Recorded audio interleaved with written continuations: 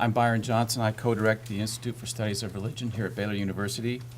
Some of you know of us because we sponsor symposia and lectures like this all throughout the year. Others of you may be familiar with us because we have quite a few scholars that actually do neat research in areas like this. And one of the scholars in our shop, Rodney Stark, is the one that basically mentioned Elesha's outstanding book, and we immediately reached out to her to see if we could get on her schedule to come give a lecture here at Baylor. Her bio is in the program, which I hope you picked up. Also, her book is out in the hall, so if you are interested in getting a copy, you may be able to get Elesha to autograph it before she gets away from us. And we are really delighted to have her here. She's an outstanding young scholar. We hope to have you back many times, Elesha. And there'll be time for Q&A at the end of the lecture, so please stick around for that. And I won't read the bio, I'll just let you do that. I'll save all the time for her talk. Join me in welcoming Elesha Coffman.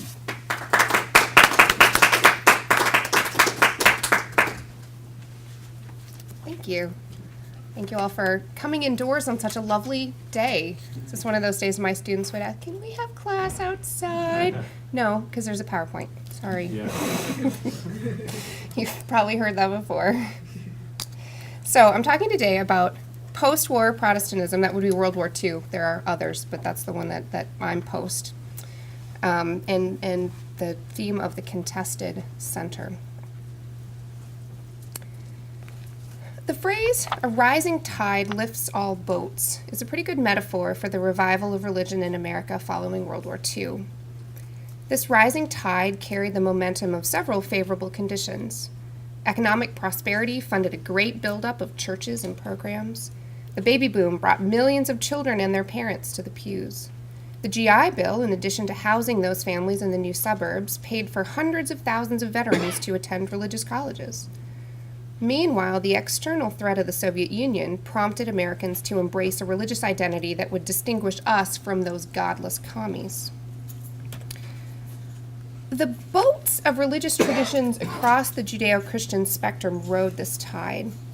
2/3 of Americans reported attending church monthly in 1946, and 42% reported attending weekly, a figure that climbed to nearly 50% in 1955. Money spent on new church buildings skyrocketed from $26 million in 1945 to $409 million in 1950 to more than $1 billion in 1960. Over on the other side of the fabled church-state wall, the phrase "under God" was added to the Pledge of Allegiance in 1954, and "in God we trust" was adopted as the official motto of the nation in 1956. Observers at the time believed they were living through a religious revival, and scholars since then have basically agreed with them. So that's all great, right? Church construction booming, babies getting baptized, Christian colleges bursting at the seams, the highest rates of church attendance ever in U.S. history. Everybody wins. Or not. Those rising boats across the religious spectrum didn't always get along very well. Instead of bobbing merrily side by side, they kind of wanted to shoot each other out of the water or send a boarding party over the gangplank to commandeer somebody else's ship. Merely rising wasn't good enough when you could see the top, cultural dominance, and it seemed within reach. The force of the surging cultural tide lent an urgency to these competitive impulses. Although President Eisenhower famously said in 1952, "Our form of government has no sense unless it is founded in a deeply felt religious faith, and I don't care what it is," members of various faiths did care which one functioned as the country's foundation, its de facto establishment. The more momentum the religious revival developed, the harder the competing churches strained to ride the wave, to harness its power for their own growth and for the promotion of their national vision. You could argue that competition among religious traditions occurred despite the rising tide of revival. It's certainly true that plenty of people were marginalized in post-war culture, African Americans, Latinos, other immigrants, and women among them. And their struggles for recognition were already well underway, with churches often serving as key locations for activism. But today I'll be making a different argument. Not despite the revival, but because of it, a fierce competition emerged between the two leading contenders for preeminence in American religion, mainline Protestants and evangelicals. We more often think of these traditions or some version of them battling it out earlier in the 1920s or later, maybe in the 1970s.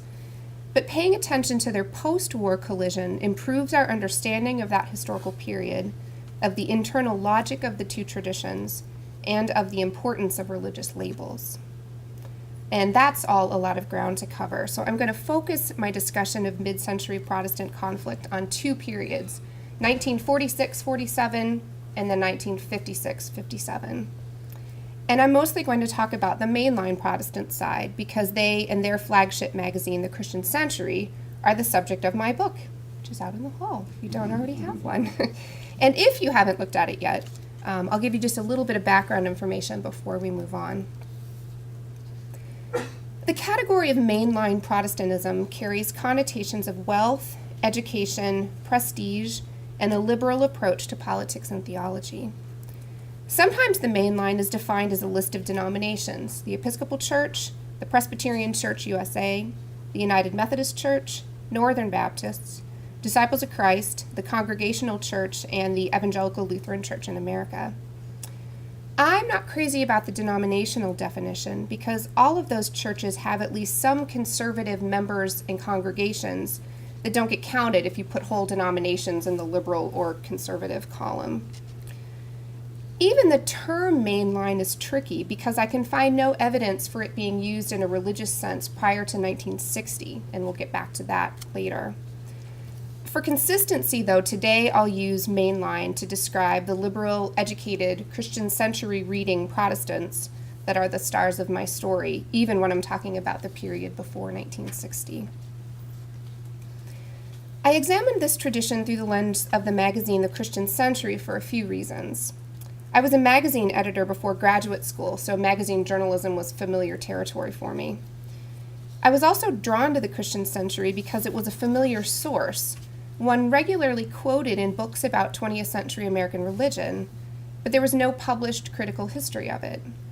I felt like there were a lot of assumptions about the magazine's stature and reach that might not be grounded in reality, not unlike assumptions about the mainline, which presumably hit some peak of dominance around mid-century from which it's been declining ever since.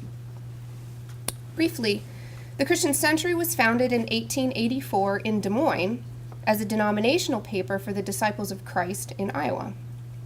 It was originally called The Christian Oracle. If you thought Christian Century was a bold title, it used to be even bolder. The magazine relocated to Chicago in 1892 and was renamed The Christian Century in 1900. The idea being that the 19th century had seen such a growth of Christianity that surely the 20th century would be even better. The magazine never had very many subscribers or very much money. A disciples minister named Charles Clayton Morrison bought the title at a bankruptcy sale in 1908 and proceeded to edit the magazine until 1947. Along the way, he dropped the Disciples affiliation for an undenominational label, recruited a lot of writers from the nearby University of Chicago, and positioned the magazine as a liberal Protestant version of The Nation or The New Republic. Circulation hit about 35,000 in the late 1920s, and that's more or less where it's been ever since. For the period I'm describing, the majority of those readers were white, male, seminary-educated clergy or churchmen employed by denominational agencies, religious schools, mission boards, or similar institutions. Under its independent ownership, Morrison just owned it outright as his own business for all those years. The Christian Century didn't officially speak for any church or agency. It's better to think of the Century in a prophetic role, speaking to American Protestants, trying to convince them to embrace a particular vision of liberal, modern, cosmopolitan, ecumenical Christianity. What that vision looked like in the years after World War II and why it was sometimes a tough sell is what I'm going to talk about today. So, beginning in 1946. As his editorial swan song, Charles Clayton Morrison published a series of articles under the title, "Can Protestantism Win America?" The articles were later gathered up as a book. And that question, can Protestantism win America, might seem silly. America has always been a Protestant majority country.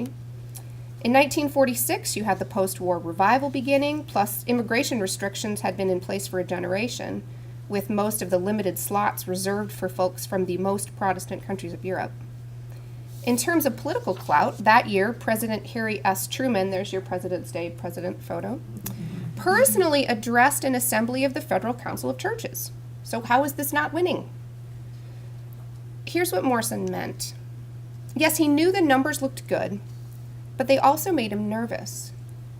He wanted to know how serious all those people were about their church commitments, how intelligent they were about their faith, how much they felt like they were part of a global Protestantism and not just members of a local, denominationally branded congregation. Mere church growth, he thought, without this depth and intelligence could actually make matters worse rather than better. Several factors, Morrison thought, could prevent the right kind of faith from achieving cultural dominance or winning America. The two big external threats, as he saw them, were Roman Catholicism and secularism.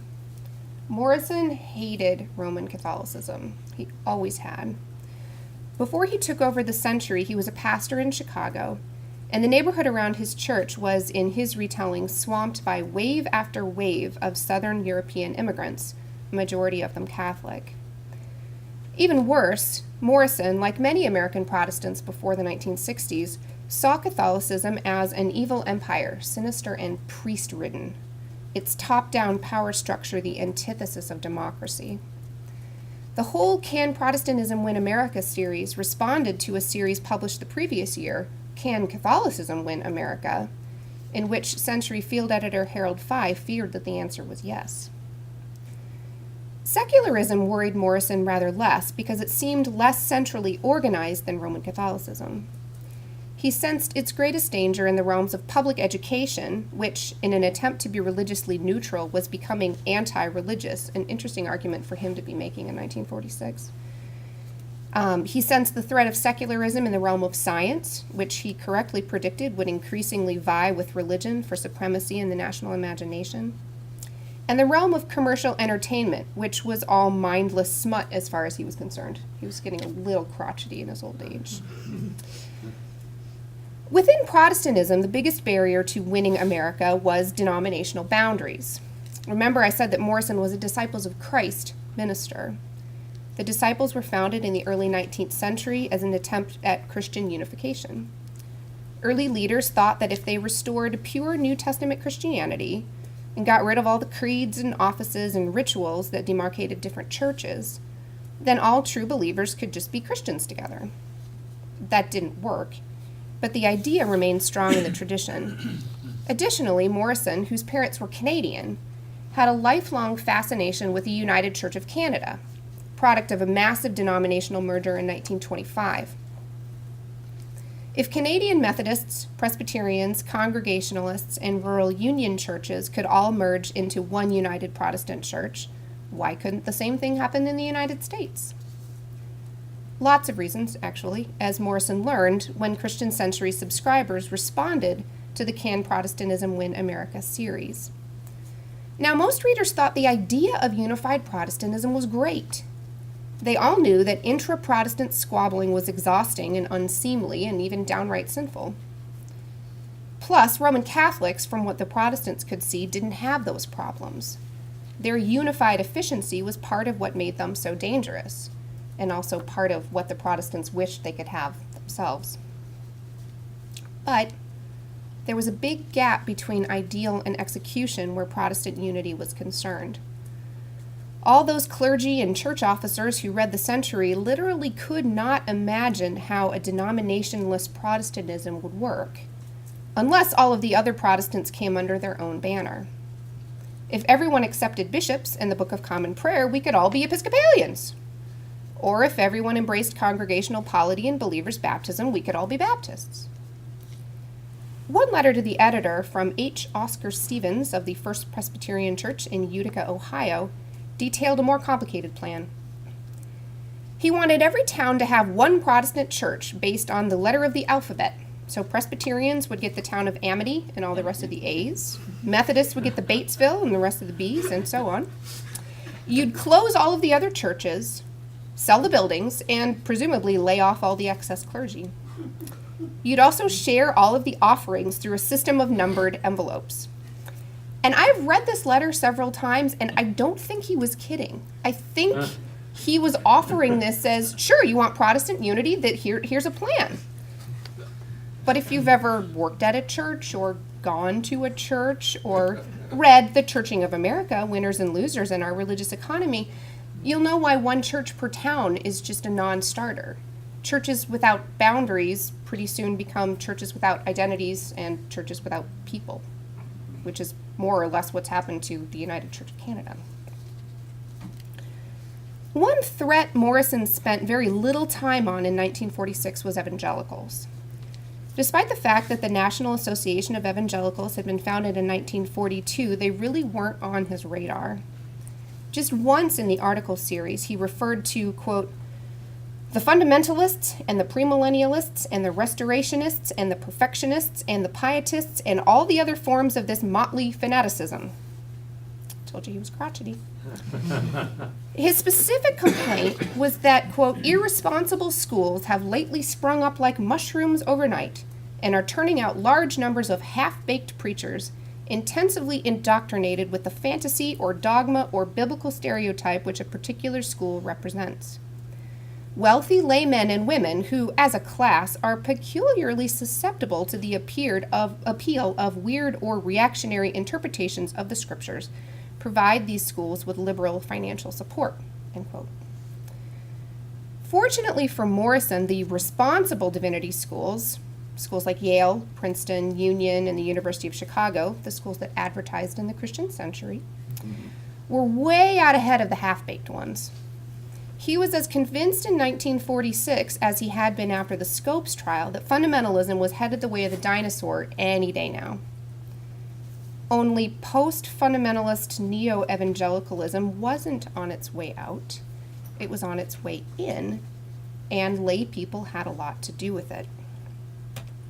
So step forward into 1947. The Christian Century declared this the Great Layman's Year because a layman, Charles P. Taft, had just been elected president of the Federal Council of Churches.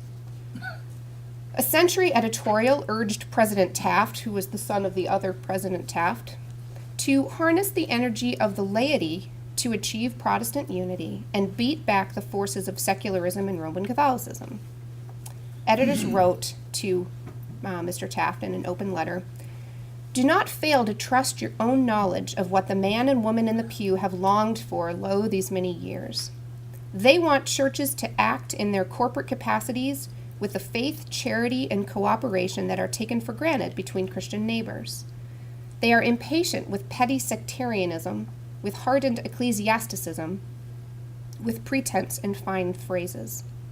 They see in you one of themselves, a symbol of their freer hopes for a more competent Protestantism, and they look forward to definite advance under your leadership.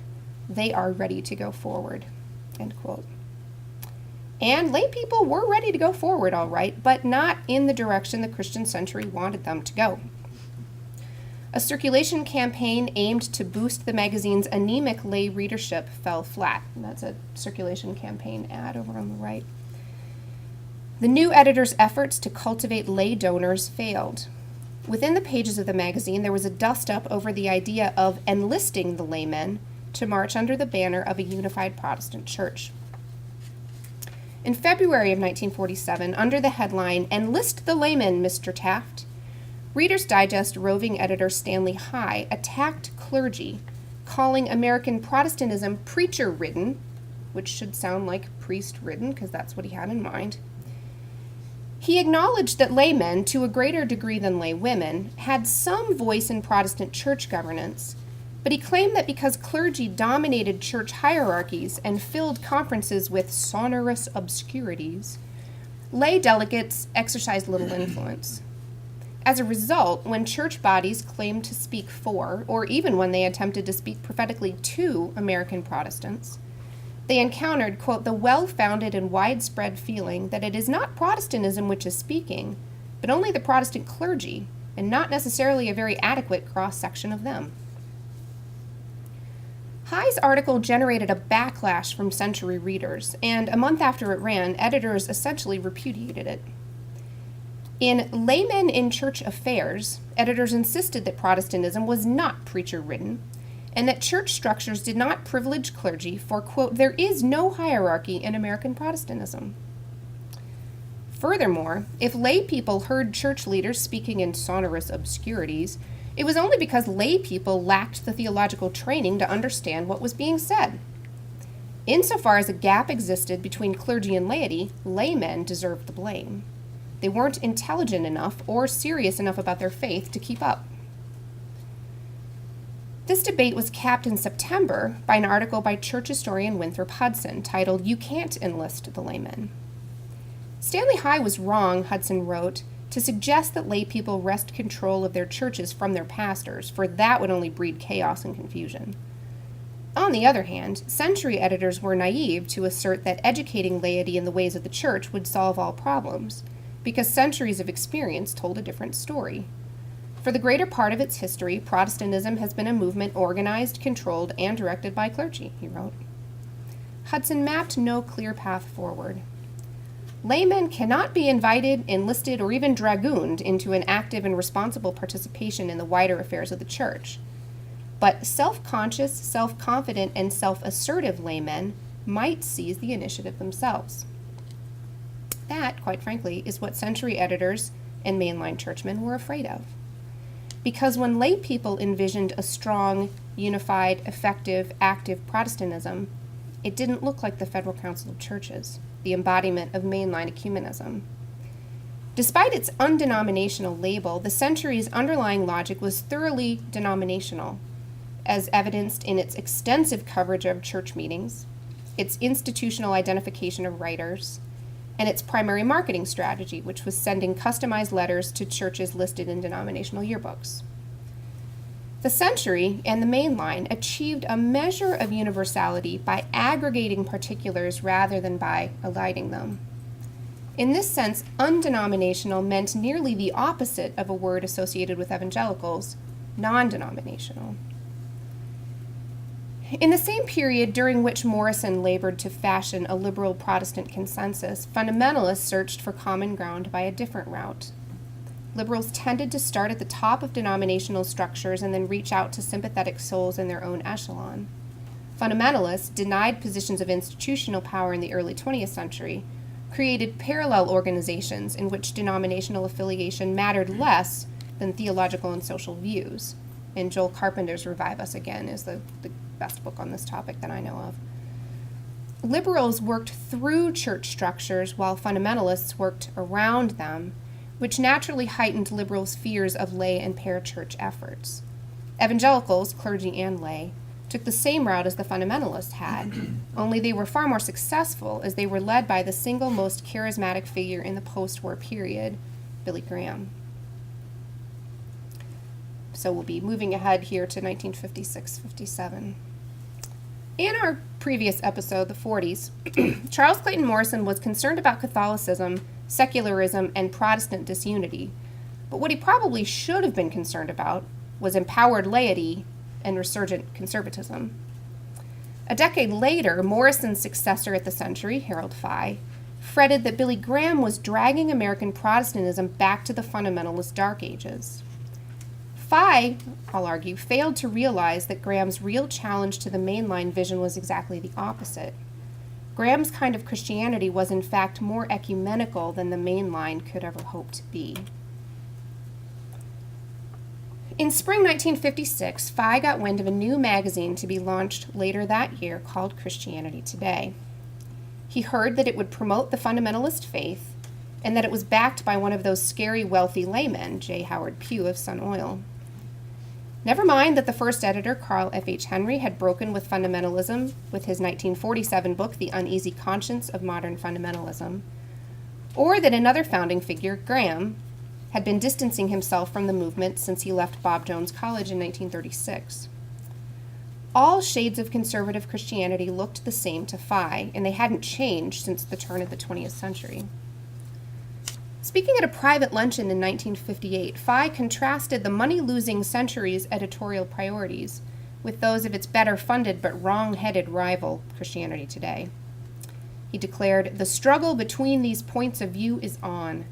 We did not choose this battleground. We thought it had been won a generation ago. But we will not run from this fight.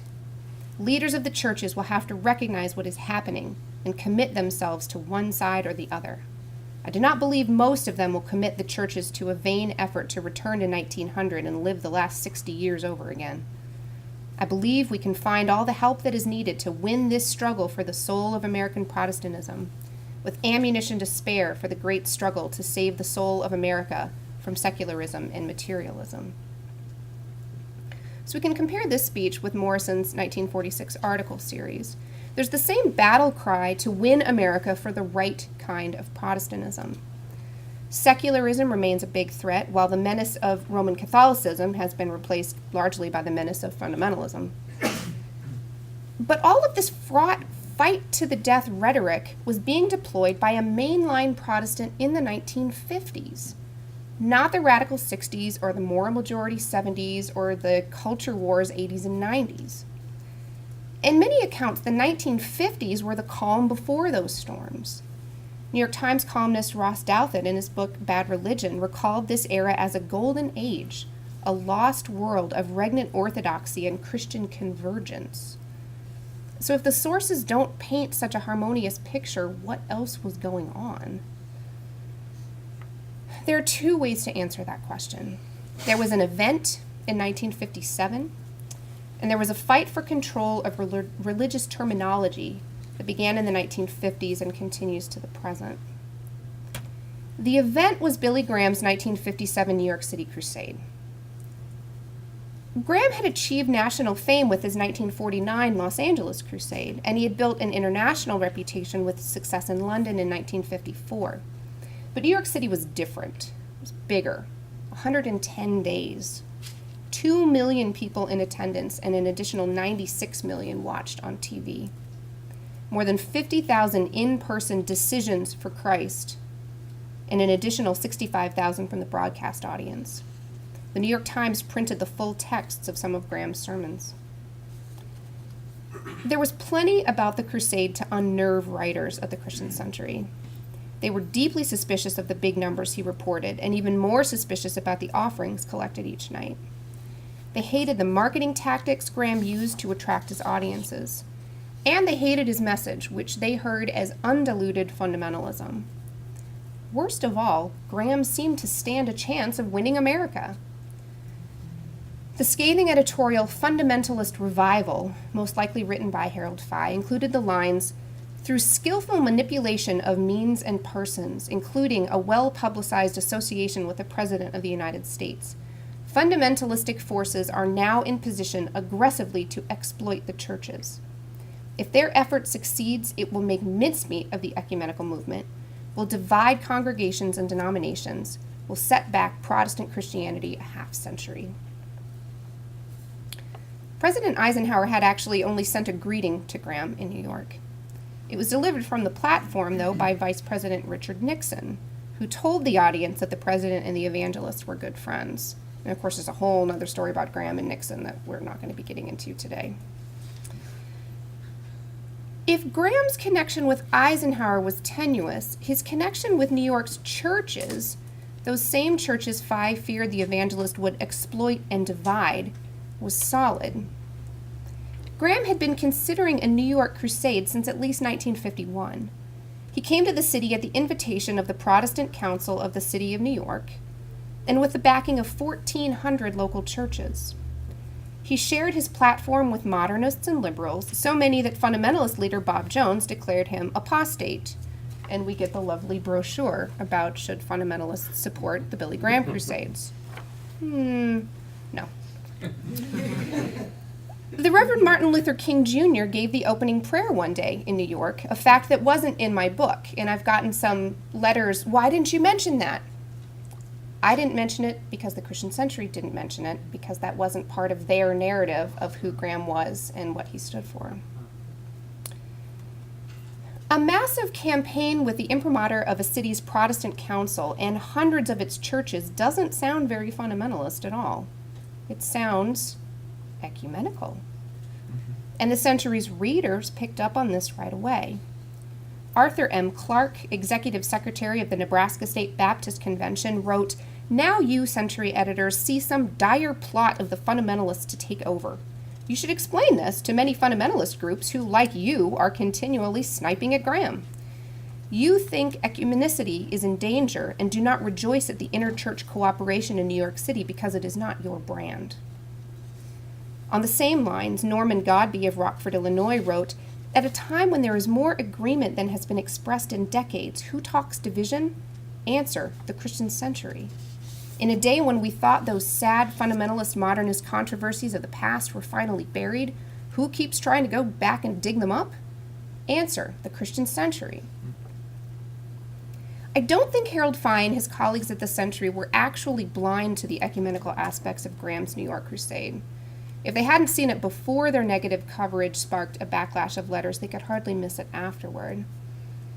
What I really believe was going on instead was a fight over terms and categories. Subscriber Arthur Clarke was right. The Century did have a brand of ecumenical Protestantism, and editors would fight to defend it, as they'd also fight to keep calling their enemies fundamentalists, whether the name fit or not. At least 3 key terms describing Protestant brands were in play at this point in American religious history: evangelical, mainline, and ecumenical, and they remain contested today.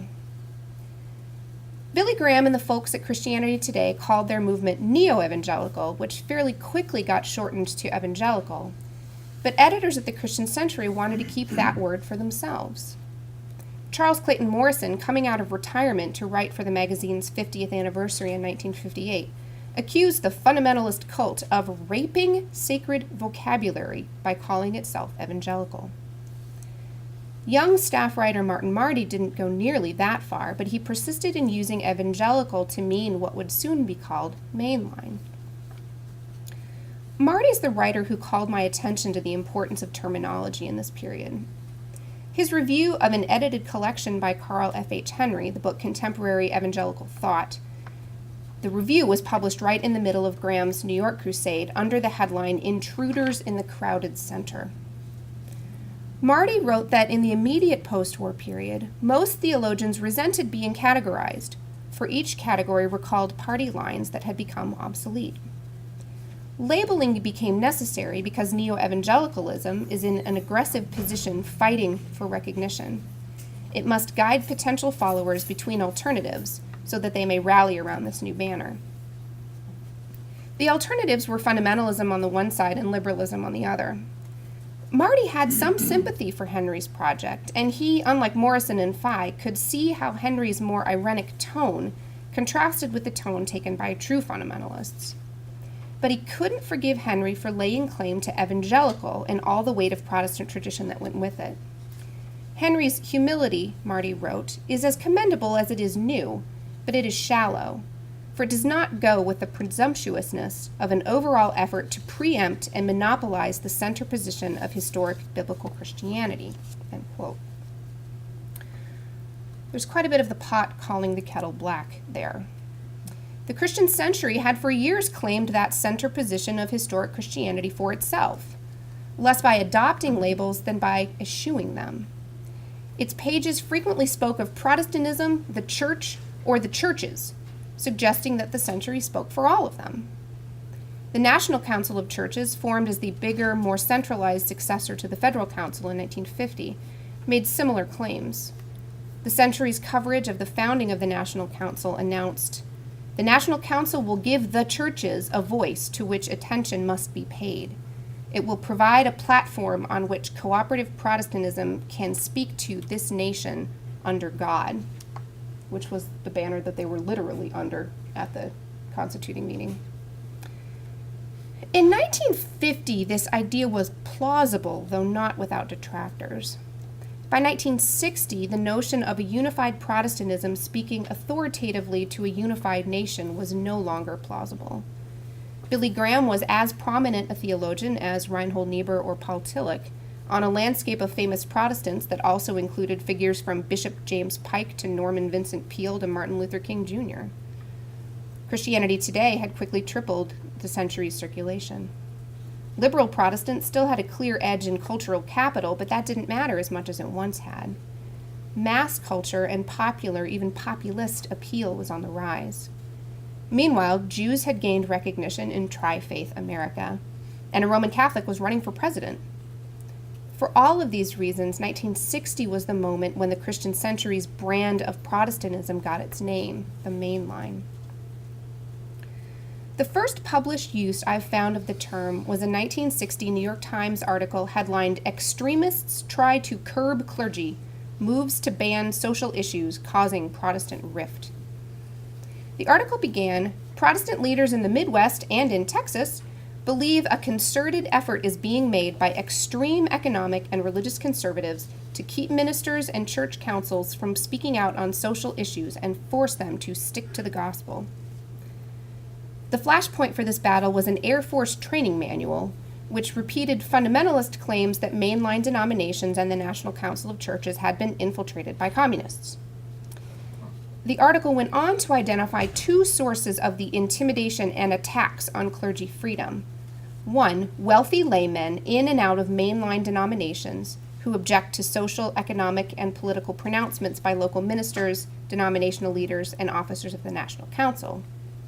And, second source, theological conservatives who object to liberalism in matters of belief, which predominates within the major denominations affiliated with the council.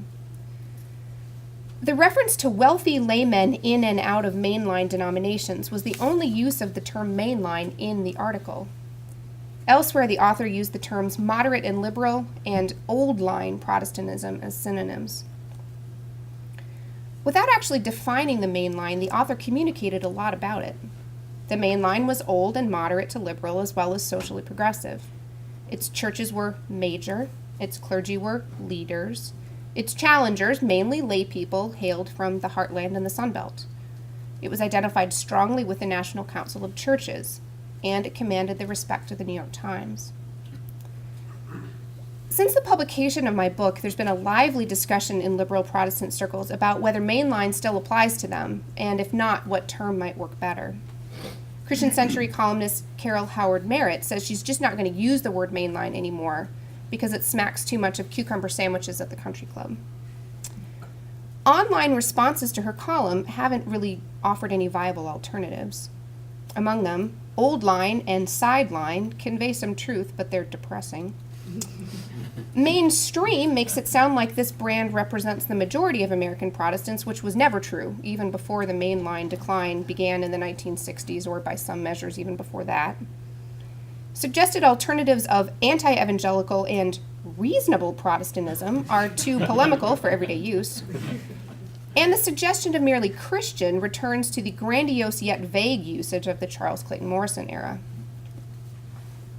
Intellectual historian David Hollinger, in his book After Cloven Tongues of Fire, argues that ecumenical is the best term for the erstwhile mainline. He writes, "Ecumenical and evangelical are more specific than liberal and conservative, and more commodious than modernist and fundamentalist, and thus work reasonably well to denote the post-1940s version of the recurrent conflict between what is often called American Protestantism's two-party system." But you can probably see why I would have a problem with this. The word ecumenical evokes cooperative, open, reasonable, broad, representative. It makes a stark contrast with the harshness often attached to the term evangelical today. To use Max Weber's classic types, ecumenical is church, evangelical is sect.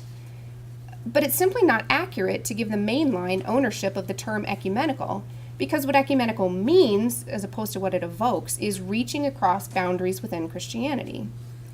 Mainline Protestants form committees to talk about this. Non-denominational parachurch-oriented evangelicals actually do it. Evangelicals are committed to boundaries, just not denominational ones.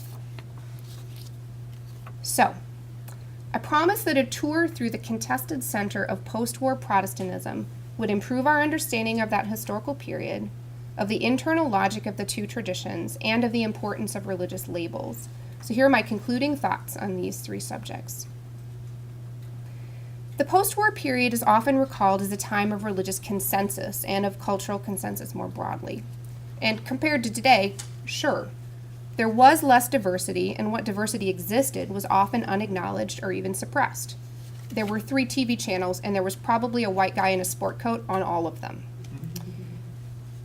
But to make the move that Ross Douthat does in Bad Religion and posit the reign of a unified, small o Orthodox Christianity, or to make the opposite move, as Matt Hedstrom does in The Rise of Liberal Religion, and posit the reign of a cosmopolitan, psychologically astute, tri-faith liberalism, is misleading. The idea of united Protestantism was very appealing in the 1940s and 50s, and you can find lots of people in archival sources from the period talking about it as if it were a reality. But they weren't all talking about the same thing. Their visions differed, sometimes sharply. Regarding internal logic, I've sketched the main line as irreducibly denominational and hierarchical. Boundaries rooted in doctrine and polity matter, and clergy and laity have a hard time talking to one another. Evangelicalism is at heart populist, with all the strengths and weaknesses that orientation entails.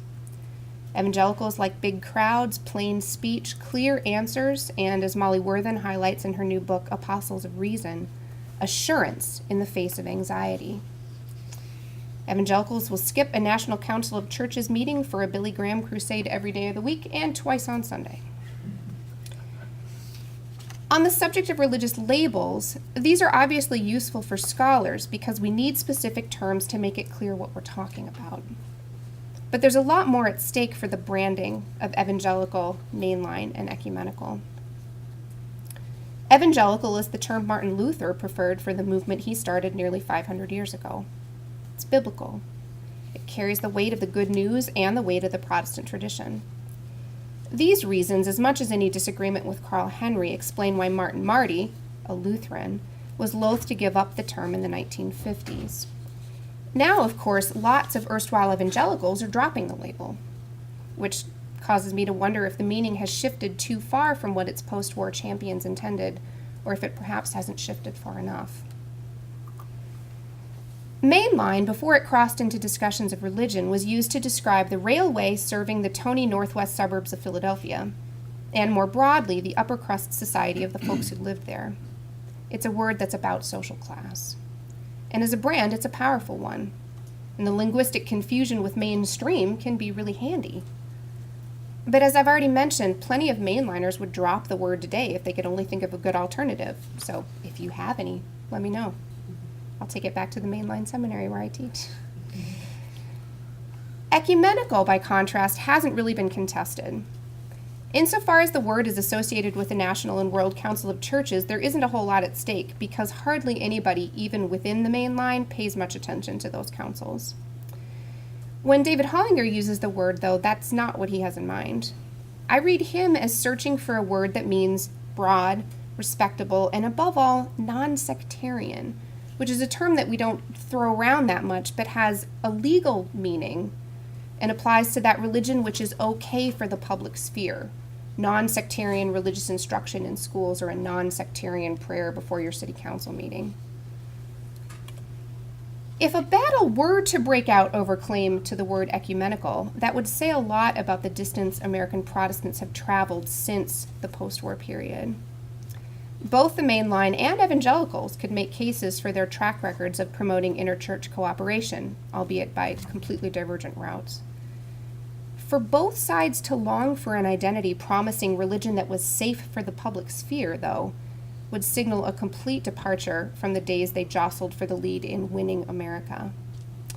The rising tide of revival has long gone out, and navigating the shallows is a very different challenge. Thank you.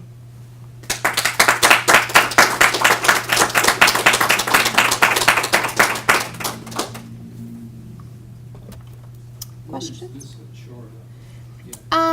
This is an aggregate. It was put together by J. Tobin Grant, who's a sociologist at Southern Illinois, who I know from undergrad days. So I think this PowerPoint will be available. The link to it is in the notes part. And he explains, I'm not a sociologist, but he explains how he derived that measure. And I think it's something that... What is he measuring? It's an aggregate measure, and I can't remember exactly of what... He's measuring membership, attendance, religion...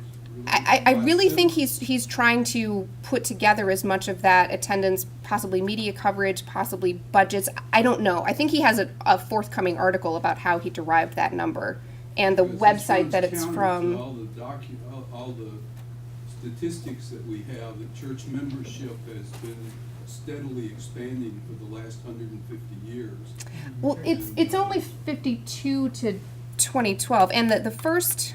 Yeah, church membership went from 55% to 74% at that point in time. So, I mean, if it's attendance or... This one is attendance, and I'm not going to defend Gallup's methodology either. No, I was just looking that for seems right. basic. So that is attendance going down. So if attendance is part of, a part of this measure, although obviously the line is different. And the line isn't going down to zero, it's going down to below average. Right. So it's, Yeah, well, like- Right, it's all a relative That's what I was trying to measure. in the figure out. middle is What the he was average, so measuring. it's, Yeah. I think he has an article about how he derived this, and I wish I knew enough to answer your question. But there is a link at the bottom of this slide that'll take you to his page. He has a blog at Religion News Service, so you could probably find it there as well. Talk of what you mean about what's the difference between undenominational and non-denominational. Right. So when the Christian Century, it was originally a Disciples of Christ paper. About 10 years into Morrison's tenure as editor, as he recalls it, he was looking through their subscriber rolls and found names of people who weren't Disciples of Christ. The biggest other denomination that was represented at that point was United Methodist, and there were some others. And so he just drops published weekly in the Service of the Disciples of Christ and puts undenominational on the cover of the Christian Century. But it didn't mean we no longer pay attention to denominations. It just meant there's a bunch of denominations in here. So they would send a reporter to all the big church meetings, and everybody who wrote for the magazine was identified institutionally as this denomination and this rank and what. Whereas non-denominational for evangelicals really means we're not paying attention to denominations anymore. It's not that there's a bunch of them under this label. It's that the categories that are relevant to us are no longer denominational. That was what I was trying to communicate. So the words would make you think it's the same thing, but they're actually very different things as the way that they play out. Lots of denominations, no denominations, effectively. I love Rostov dearly, but I have so many problems with, as I say, the account that he's presenting of this, stability and orthodox peace and so on in the 50s. Right in the middle of the two periods you're talking about is 1949, when you get one of these huge upsurges of anti-Catholicism with Paul Blanchard's American Freedom and Catholic Power. And the Protestant Catholic tensions at this point, particularly as a result of a number of court cases, are ferocious. And the Christian Century, how does that treat the whole Blanchard thing? And I get the impression that they are very much on his side in the expose of alleged Catholic atrocities and so on.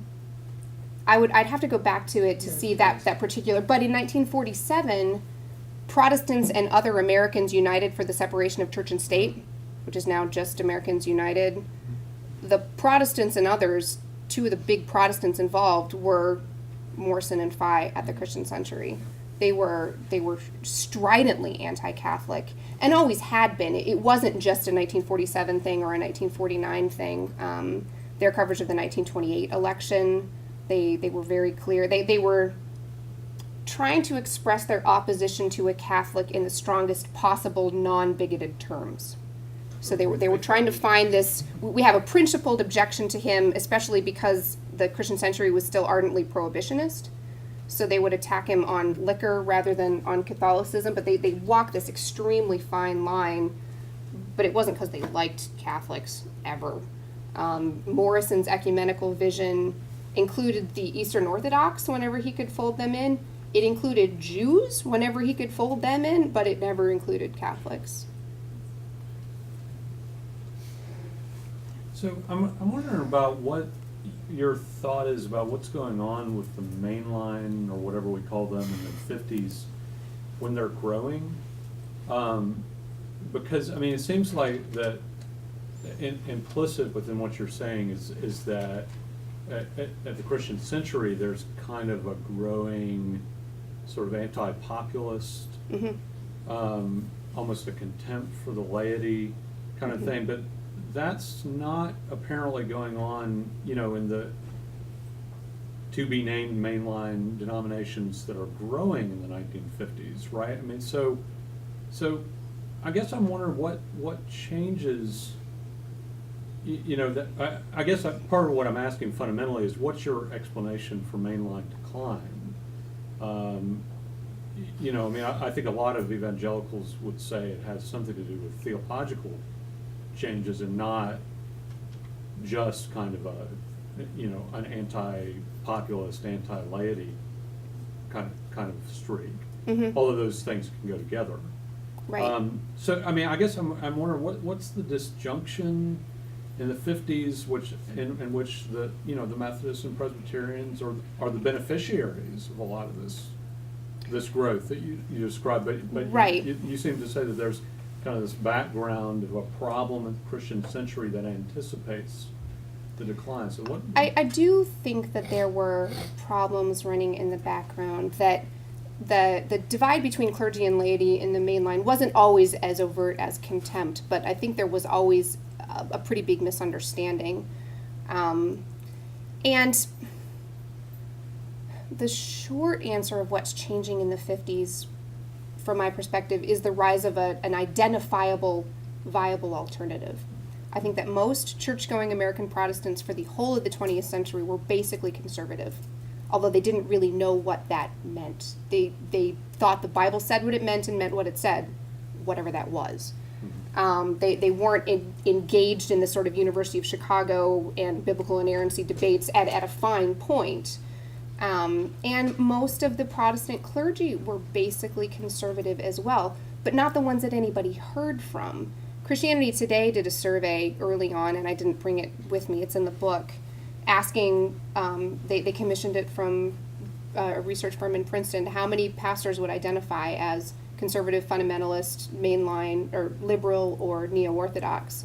Liberal and neo-Orthodox together was only about 25%. And that was the clergy that they were surveying. So part of the mainline decline I read as a recognition that a lot of these lower level, smaller church, non-bureaucratic clergy and the vast majority of the people in the pews were never modernists anyway.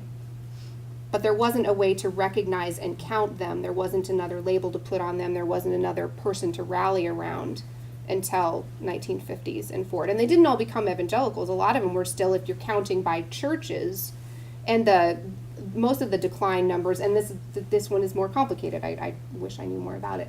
Most of the decline numbers are straight up membership counts, which is similar but not the same as the decline of the main line as a reigning brand of Protestantism.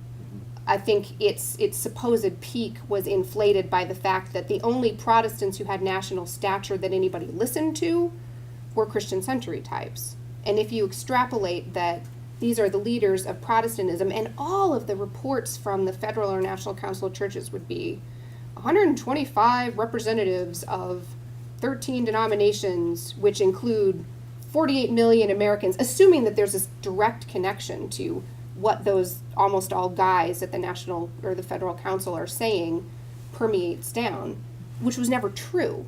But people didn't start to investigate that or at the lay level push against it until the post-war period. So much of the rise is inflated, therefore some of the decline is just an acknowledgement of what the situation was. That's not all of it. There are also the differential birth rates, and there's the evangelicals. Conservatives used to switch up to more liberal churches as they rose in social class, and then that phenomenon starts to tail off. So there are, and then there's the rarer people who will actually change churches because my church has become too liberal. I'm going to go across the street somewhere else. So there are other things, but the idea of what representation means, and can we ever locate the basically conservative people who were the bulk of American Protestants, was some of what I was trying to get at through my sources. As I listened to your very fine presentation, I kept thinking of Walter Percy and his novel Love in the Ruins, Okay. where he says left and right in America, whether politically or religiously or culturally, are mirror images of each other without knowing. They're in bed together as partners, but regard themselves as enemies. Mm-hmm.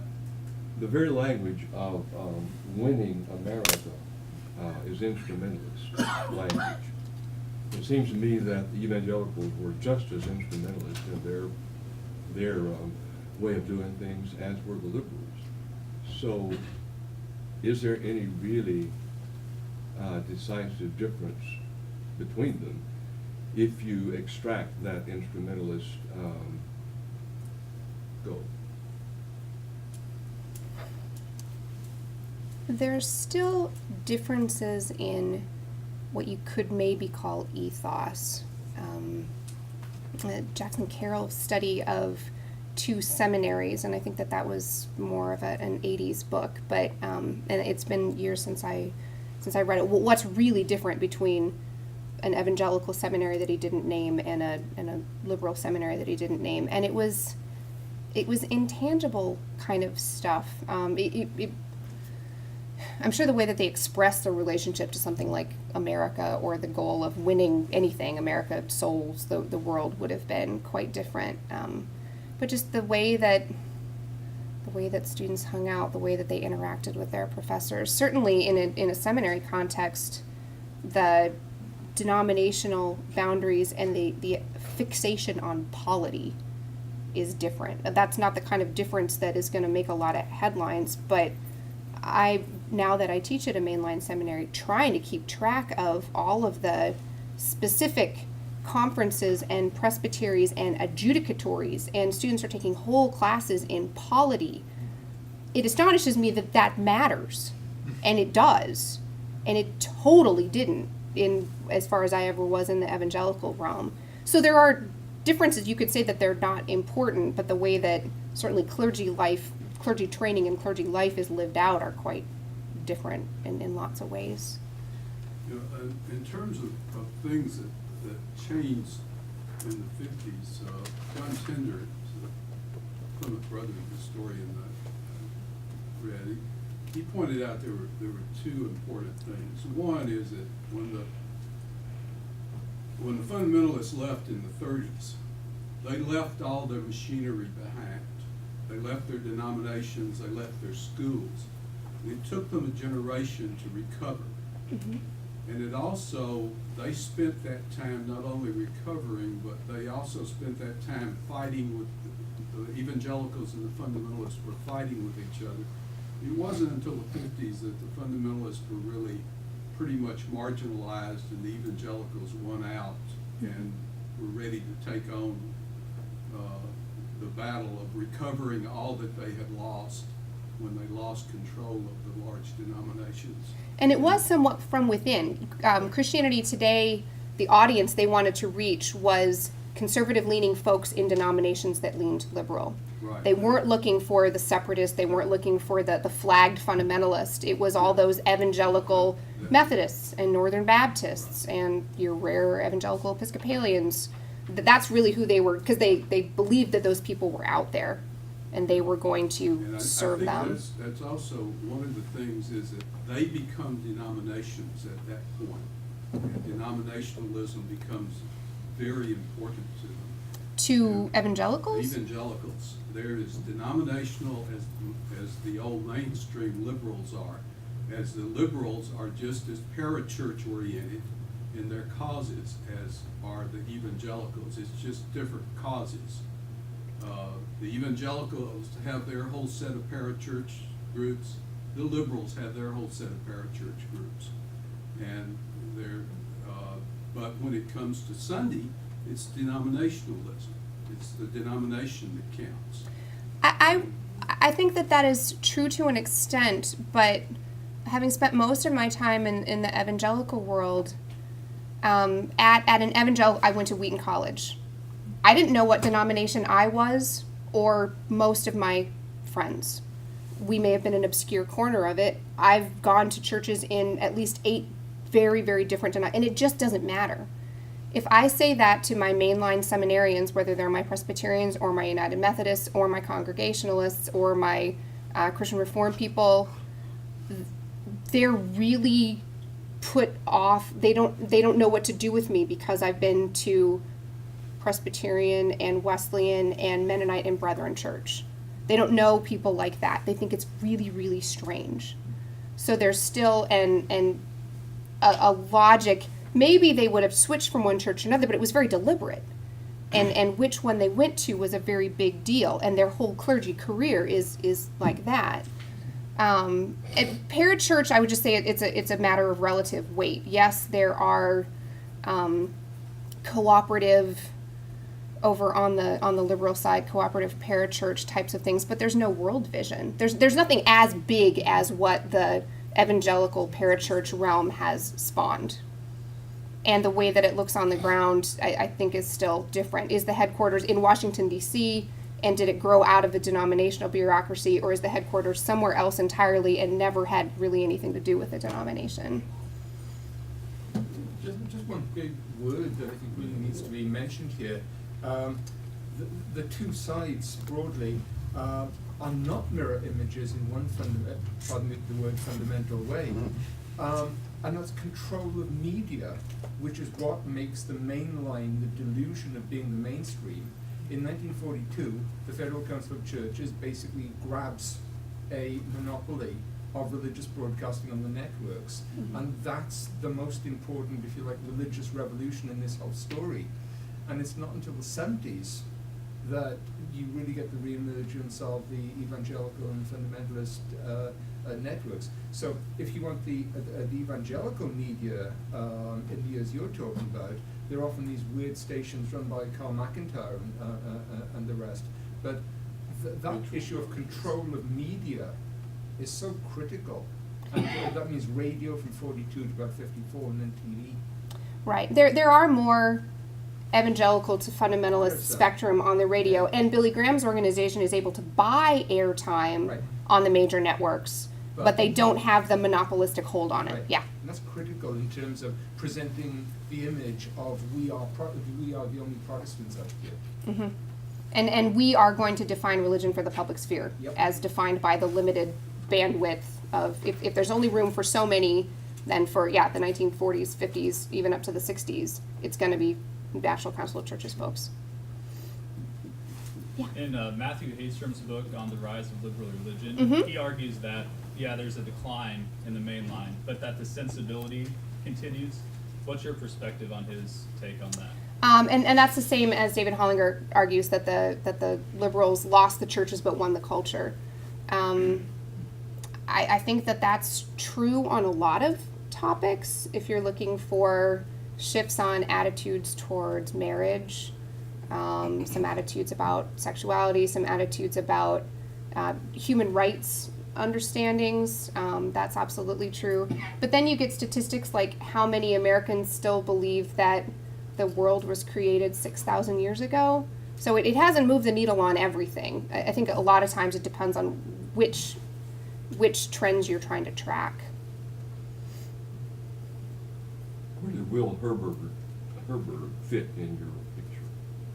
The reason I ask is that he has some very dark meditations at the end of Protestant Catholic Jude, Mm-hmm. where he worries about the way in which these three radically different traditions, and for Protestant he means mainly liberal, have surrendered their particularity in order to gather on the common ground of racial justice. Mm-hmm.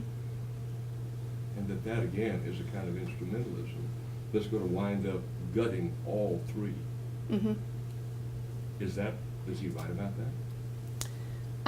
For liberal Protestants, towards the end of the period that I was looking at, they are starting to make common cause with liberals outside of Protestantism. And certainly on some issues and in some periods, the Christian century will be more liberal than Protestant. It has gone more back to a publication for clergy with its columns on preaching the lectionary and things like that. They would not have done that back in the 50s and 60s. Of course, they had another periodical that was doing that. Conservatives, as I've described them, evangelicals, they care a lot about boundaries, just not denominational ones.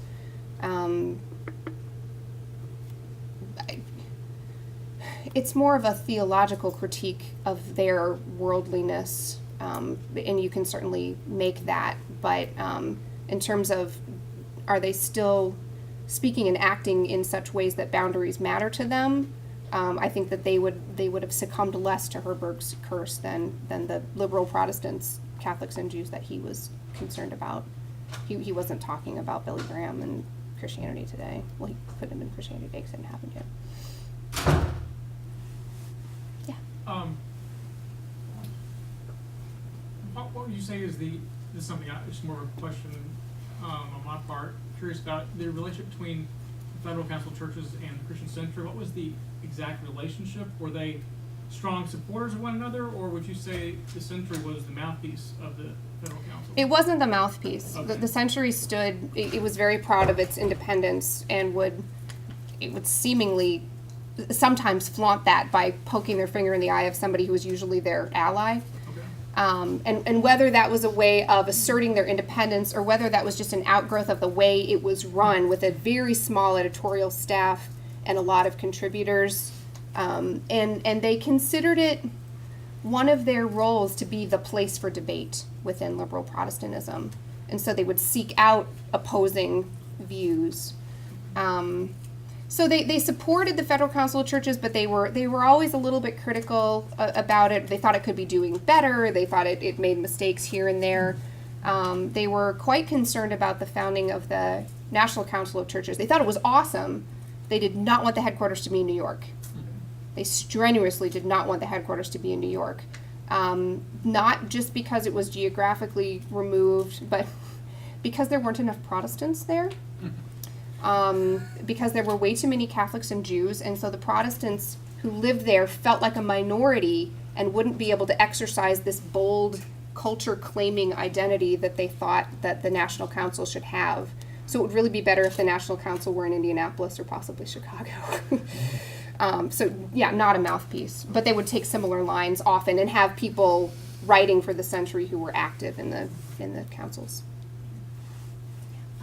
Molly Worthen's Apostles of Reason sort of sets up evangelicalism versus neo-orthodoxy and Anabaptist sensibilities. Do you have any sense, and it's mostly about inerrancy that she's talking about, and she essentially says that by holding so tightly to inerrancy and presuppositionalism, evangelicals let down, to not listen to the communitarianism of Anabaptists or the wisdom of Karl Barth, which they could have. Where do you think that fits into this story? Because it seems like there's no main line in that story. It seems like it's either extreme, I don't know, or Anabaptists and Karl Barth consider themselves, would like be owned by the main line, because they're more neo-orthodox, aren't they? Anabaptists? Well, Karl Barth. I know Car- they're different categories. Oh yeah. Karl Barth's Those are two neo-orthodox. different categories. You have gotten much further into her book than I have, Right, so right. I That's what I was can't. trying to explain. Yeah, I can't weigh in on that Okay. exactly. I'm just trying to figure out, because she doesn't talk about denominations hardly at all, and her read doesn't seem to fit with like the moral minority read, which seems to be kind of like an intersection of mainline and evangelicals about liberal politics. And so I'm just trying to figure out, like, I don't know, I think she has a little bit of a false dichotomy going on, and so I'm trying to figure out where the middle people are. Initially, it seems like she's drawing lines of intellectual history and theology that I just wasn't engaging Yeah. with, certainly not on the evangelical side. That's what I'm trying to figure Yeah, I'm Carl Henry is like her stand-in for like the classic neo-evangelical. well, but here's a tricky thing about Henry. So he's a powerful figure in neo-evangelicalism, and he has this great position at Christianity Today. And Billy Graham is concerned that nobody can understand what he's writing. The line about obscurity fumbling for profundity or something like that. Like that's Graham's note to him as editor early on. Like, whoa, I don't know what's going on here, and nobody cares. I am going to tend to side a little bit more with Graham on that particular one. Not that you can't trace those things out, and I look forward to reading her book. Yeah. But if you're looking at bigger, whatever aggregates he's using, or bigger trends, nobody cares. Nobody can understand that. They want assurance. I totally agree with her on that. And as I was saying the other night, when you see Billy Graham, footage of Billy Graham preaching, the assurance, and the Bible says, I think that cuts like a knife through a lot of anxiety, a lot of liberal concern about are people intelligent enough and what can we trust. But getting beyond that to, and it's because we mean specifically this about inerrancy, which is not the same as Karl Barth, and I just think there's not that many people who are engaged Right, at that and level. that's what I'm wondering. So I might give you my email address, and if you ever read it, just so you can send me. I will original read it. thoughts after. No, I know. It's just I've been like trying to find somebody to discuss this book with for like 3 weeks, and it's not just you. So Yeah. I'm like waiting for everyone to read it so that I can talk about it. Yeah, she's Sorry. working in much finer detail than I am on those questions.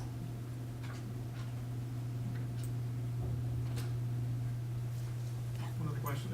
What are your thoughts about Lancer's book that came out 2 years ago on mainline Protestantism? Lancer's book. I think his name's Jason Lancer. Yes. Oh, I looked at that. I can't remember what my thoughts were on it. What's his thesis? I think it came out like after my manuscript was done, and so I wasn't really engaging it. I think is the short answer on that. I did debate some question with him on Religion and American History blog, but I can't think particularly what it is right now. I disagreed with him about something. Yeah. Well, and I can see that. Again, he argues that some of those mainline is still a good term, but it's now Southern Baptist and other. That's what it was. He wanted the main line to be able to go wherever the mainstream did. And so mainline is still useful if you mean this whole different host of characters. To which I said, you can't just do that. If you want to talk about mainstream, sure, that is more of a fluid category. But if mainline means anything, if it has any position in the modernist debates, if it has any position in the relative importance of polity, if it has any edges at all, you can't just say, well, it means these people today. That was my argument with him. Join me in thanking Elesha for her